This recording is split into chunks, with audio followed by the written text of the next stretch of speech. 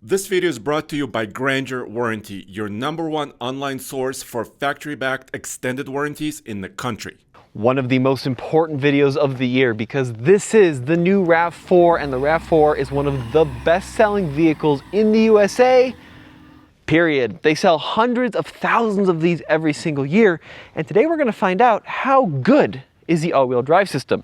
We're going to put it on the TFL slip test, our all-wheel drive torture test, to see how it performs in a controlled environment, and then we're going to take it out into the trenches and find out, can the RAV4 Woodland get you where you need to go? Now, the TFL slip test is a really cool challenge. Basically, we get various wheels stuck on purpose in these rollers to see how the all-wheel drive system and traction control system works to get us unstuck. If it does well in the rollers, it'll probably do well in your snowy commute. So the first test is the front wheel slip test. So both front wheels are stuck in the rollers. The rear axle is going to have to engage to get us unstuck. Now, the RAV4 has got a pretty crazy all-wheel drive system. It's a little bit unconventional. It's a standard hybrid. Along with that, you've got a gasoline engine in the front with an electric motor that powers the front wheels, and then there's no drive shaft that runs to the rear. Instead, there's a second motor on the rear axle that powers just the rear wheels. The total system output is 236 horsepower, but that rear axle is only rated at 54 horsepower. So let's see if those 54 horsepower can get us unstuck when both front wheels are hung up. So we're in drive, onto the gas. Okay, actually pretty good. You know, I was right at maybe a quarter accelerator before the thing really pushed us off, but that was a good result. Now, what's unique about the system is A, it's very fuel efficient, 38 mpg. And part of the way they're able to accomplish that is they only activate the rear axle when it's needed. But what we can do is engage the trail mode, and then the rear axle is engaged all the time. So in theory, trail mode should push us off a little bit quicker. So into drive, 3, 2, onto the gas. That's full throttle. Well, that's a much worse result. What's happening is it's really disabled the traction control in the front end. You can see that with all the spin. But the rear end is actually less active. That was full throttle and it's not pushing us off. Let's try the snow mode. Let's see if that helps. Okay, actually better. So trail mode definitely loosens up the traction control, allows a lot more wheel spin, but strangely, we didn't see nearly the torque that we needed to get unstuck like we did in just a standard mode. Very interesting. Next test is the diagonal slip test. So the left front and the right rear are stuck in the rollers. Imagine you're driving up like a snowy curb, an icy curb, you lose traction at opposite diagonal ends of the car. It's very, very common. This is what this test simulates. So we're gonna start out back in the normal mode, and then we can try trail and snow if we end up getting stuck. So settled into the rollers into neutral, let the car settle here, and then into drive. Gentle throttle applications like you're trying to get unstuck. Okay, well, you could definitely see a little bit of slip in the standard mode, a little bit of action, but ultimately at right around half throttle, I'd say, is when we finally got unstuck. Not a bad result, but let's see if we can change the mode and make it a little better.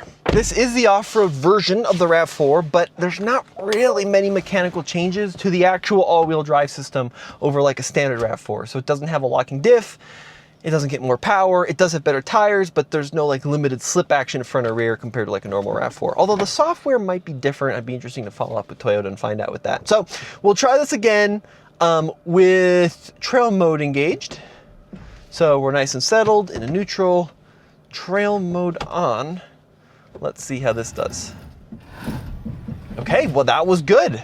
So much faster reaction time there. We actually saw that traction control clamp down almost immediately and pulled us right down. So that was an excellent result in trail mode, much better than the normal mode, which is opposite of what we saw on the front wheel slip test. But let's try it one more time. We're gonna put it in the snow setting here. Snow setting engaged, off the brake, onto the gas. Definitely a softer throttle response, but pulled us down no problem. So far, I'd say that this RAV4 is doing quite well, but we're really gonna step it up on this next test. So let's say you buy a RAV4, you really, really like it, and you wanna keep it past the factory warranty, but you want the peace of mind that comes with a dealer-backed warranty. Well, that's where today's sponsor comes in, Grainger Warranty. With Grainger, you can buy a RAV4, own it for the long term, and know long term, if something happens, you will have your repairs backed by factory parts and dealer technicians. So That's a really great option for those folks that are looking to keep these cars well into the future. Check out Grainger using the link below. All right, into the 3-wheel slip test. Now this is an extreme test, but we like to push the limits to see where these all-wheel drive systems start to waver a little bit. And in the 3-wheel slip test, 3 wheels except for one, the right front, are gonna be stuck in the roller. All the other ones are stuck. Starting out in normal mode, like you would drive it every single day. Off the brake, onto the gas.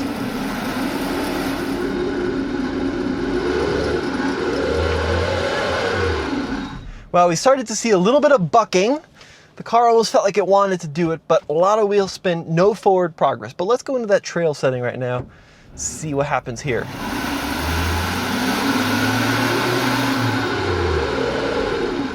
Nope, not gonna do it in the trail. How about the snow mode?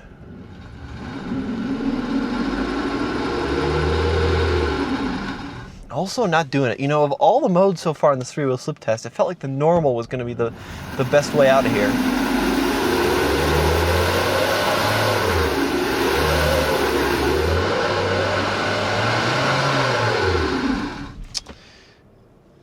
Not great. One thing I can try, typically doesn't help much in these situations, but I can push the traction off button. So we'll go into trail mode, because that should be the mode that should get us unstuck. And we'll go track off. But usually we want some traction to intervene. The rear at all. The rear is not doing anything with traction off. There we go. Okay, how about in snow with traction off?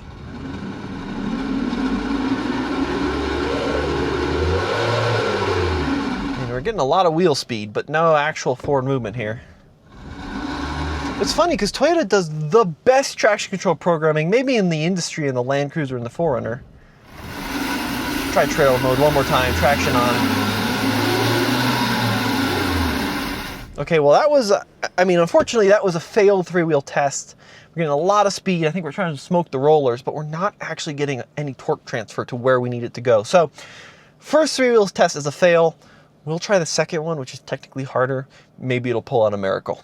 These Toyota all-wheel drive systems are so funny because some of these all-wheel drive systems are really effective and other ones are kind of like this where they're not really great at sending wheel speed where it needs to go. Okay, final test. Going back into normal mode, traction on like you drive it every day. One rear wheel on the ground, the right rear. Now because this all-wheel drive is so front-end dominant, I'm not expected to get off with a rear wheel because we couldn't get off with a front one. But we got to give it a good old college try. So, into drive.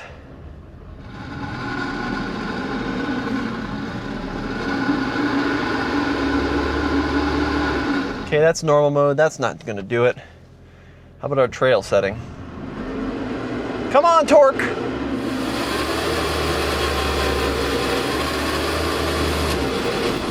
Nope. How about snow mode? Well, that one feels like it's the most likely. Come on, Toyota.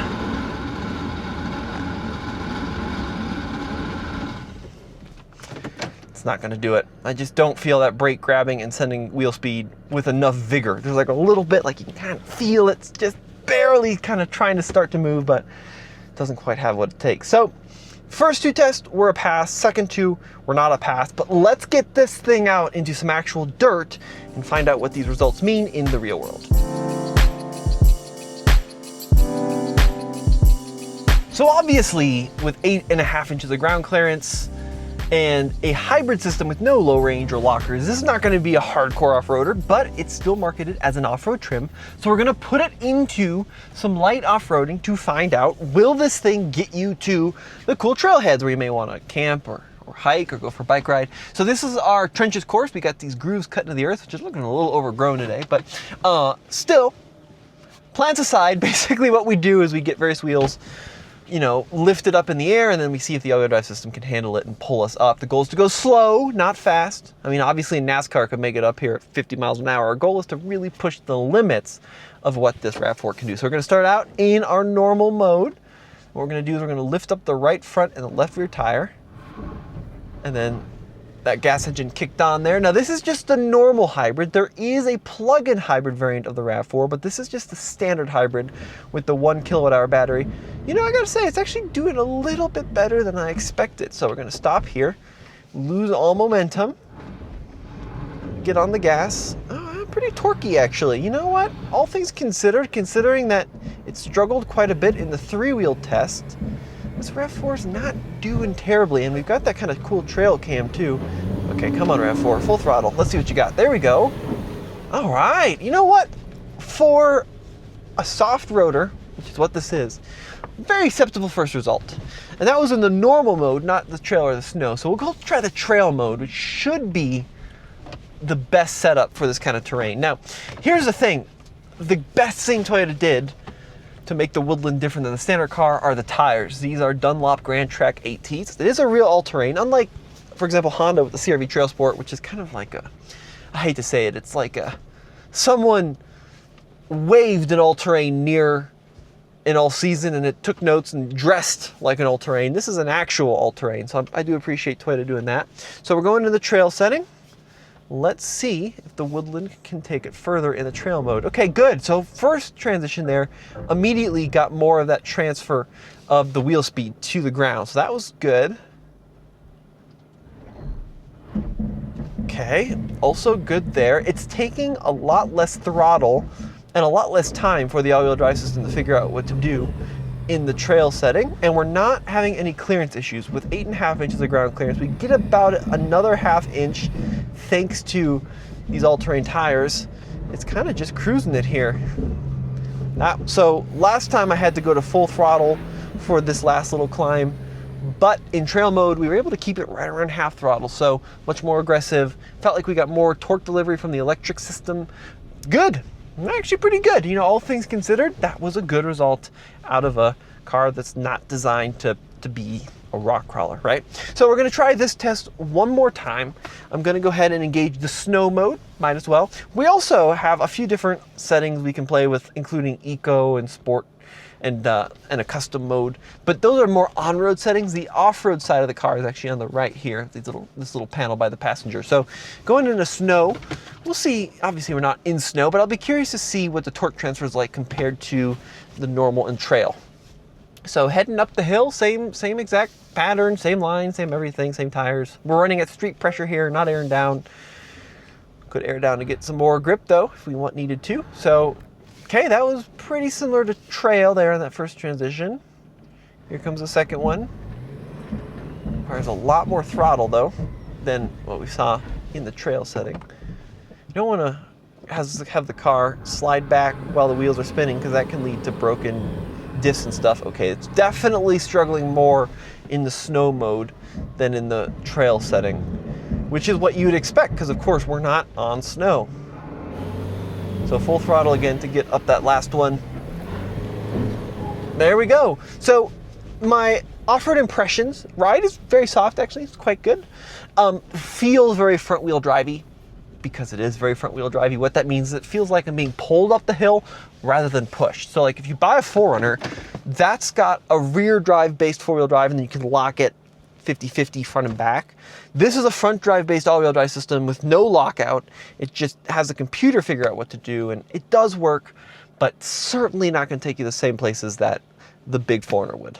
But, you know, considering how much it struggled in the slip test, I would say that the actual in-person off-road test, it did quite well. Well, I was ready to be pretty disappointed with the RAV4 performance until we took it out into the trenches. And that's why I think it's important to have both the controlled test and the real world test. Because while it did struggle a little in the slip test, out in the actual world with these tires specifically, the traction, the grip, and the performance was actually pretty good. So I got to hand it to Toyota.